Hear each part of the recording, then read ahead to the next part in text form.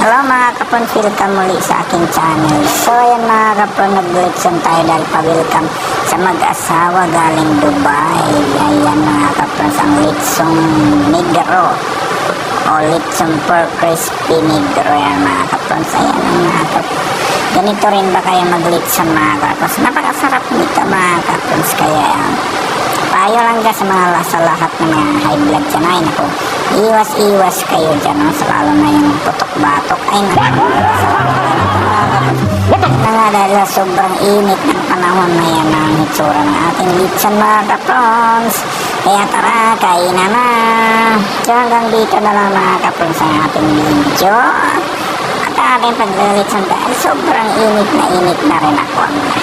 Mga kapons, dahil gusto ko nang kumain mga kapons, nakakagutom na talaga mga kapons.